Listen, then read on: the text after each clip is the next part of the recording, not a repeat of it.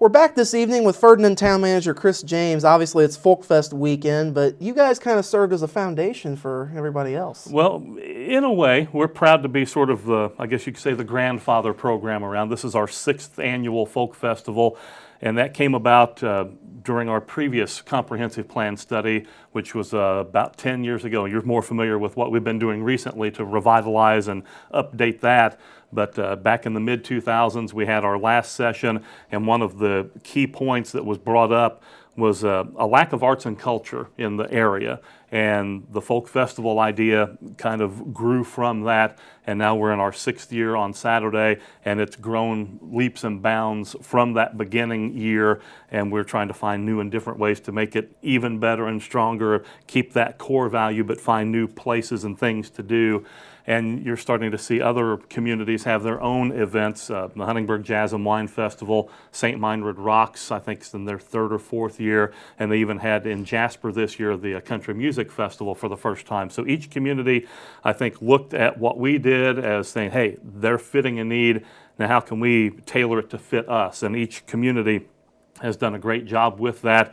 Huntingburg has had the longest duration other than the Folk Festival, and they utilize 4th Street, the Market Street, Old Town Hall area to great use. And I know with the Stellar program and a lot of the revitalization that's going on there, that's going to make that even a more popular location for that event. So each community kind of took our idea and made it their own. We're happy to share because that's just good for the community from a tourism standpoint, because it's not just a Ferdinand or a Dubois County event. This is people all over the place, and you can look at that based on where the musical acts come from for each event. It's not just local musicians. You've got a regional, even in a national capacity in some cases, artists coming in. So you're getting a lot of out-of-town visitors, and they get to kind of see what the area is like and say, this is not a bad place to live. That's another offshoot of the Folk Festival.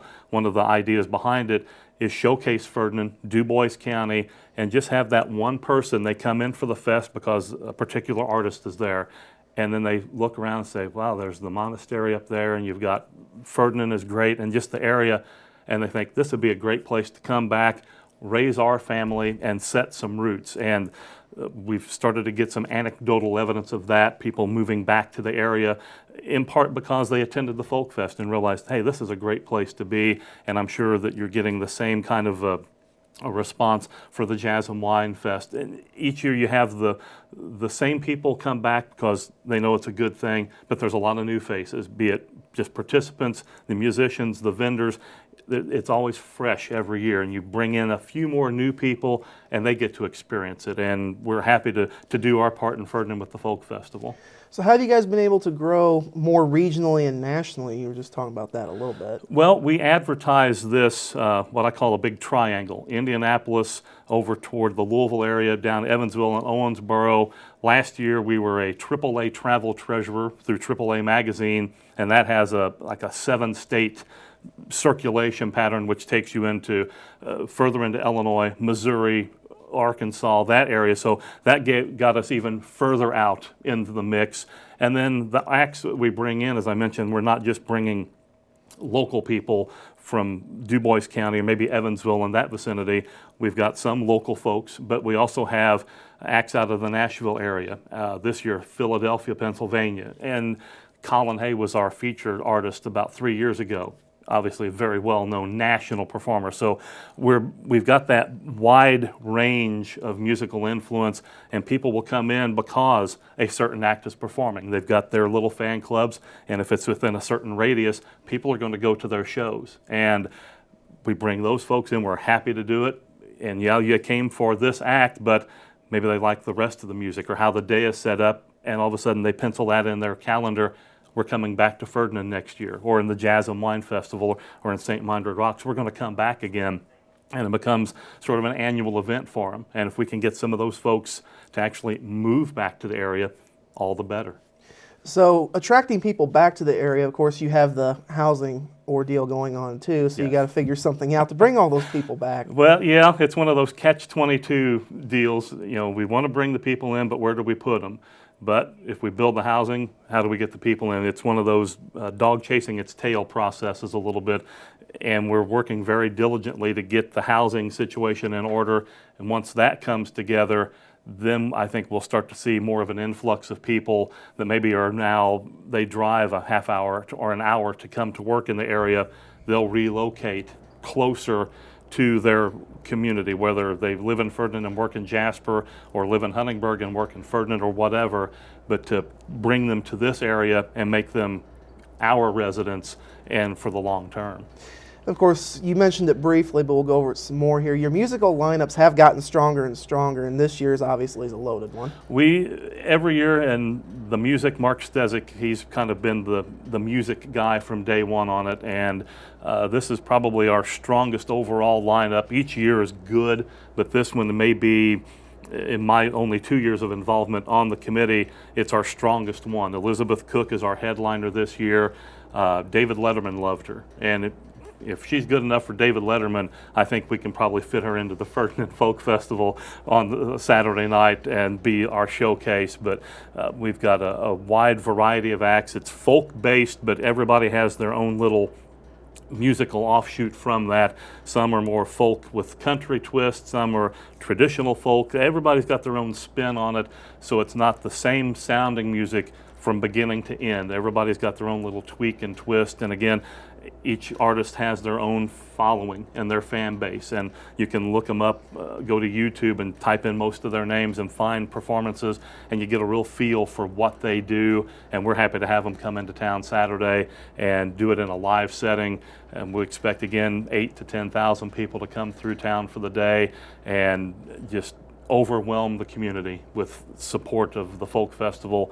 And a lot of dollars are left behind in all of our merchants, both at the park and then the gas stations in town and the other locations. Everybody sort of benefits from the folk festival, which makes them all very happy. Yes, and that makes us happy, and that gives us that much more encouragement when we regroup about a month or so from now and start the process for 2016. We'll have about a month or so breather.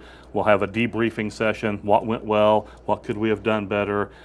Anybody have a new idea that we can bring in for next year? This year we had a singer-songwriter competition for the first time. That went great. Our opening act is Nick Pay. He was the winner of that. So that was kind of the carrot on the stick for those folks. They knew if they won that, they're opening up on the big stage. And so they're exposed to an audience maybe they wouldn't be otherwise. So it's a continual win-win process with everything with the folk festival. Of course, the singer-songwriter contest will continue next year and beyond, as I understand it. Yes, this year we kind of were going as kind of figuring it out as we went. We had a basic idea and it worked out well. We did some day of tweaks in terms of how the music would be presented. We're able to take all of that feedback. We spoke with the performers themselves. You've been in these events before. What are we doing well? What would you suggest us to change? Things of that nature. We've taken all that to heart, and that'll be part of the debrief as well next month.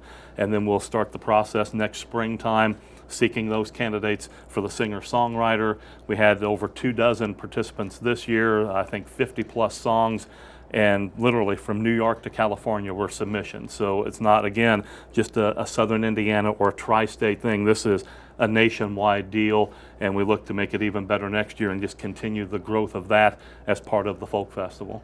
And as we wrap up, has the idea ever come up, obviously it's just a one-day fest right now, has it ever come up of having like a weekend or like a multiple day? Right now, we prefer the one day, partly for the uniqueness of it, and then also just the staffing and the manpower. We do well for our limited group size. The town of Ferdinand and all of the employees come in huge this week, making sure the electric is up and functioning, getting tables moved from spot to spot, making sure that we've got the trash truck on scene, that when we do all of the cleanup work on Sunday, that it's immediately available. And if we have to shift some things around, we've got personnel to do that, get all of the tents up for the hospitality and the dressing room area and things of that nature. So it's a team effort by the town. and we want to keep it one day for now, as long as we possibly can. It's a free event. We are extraordinarily grateful to all of our sponsors. We've received grant donations this year. Du Bois County Community Foundation, $7,500. That helps pay a lot of bills down and lets us breathe a little easier. We don't have to pinch pennies quite so closely, but we still watch our dollars, and at the end of the day, hopefully have a little bit we can invest starting for next year's festival and begin the process anew. All right, Chris, thank you and best of luck with the Folk Fest. Thank you, Bradford. Look forward to seeing everybody in Ferdinand this Saturday. That's been our interview with Ferdinand Town Manager Chris James. Check out the Ferdinand Folk Fest this Saturday. We're back after this.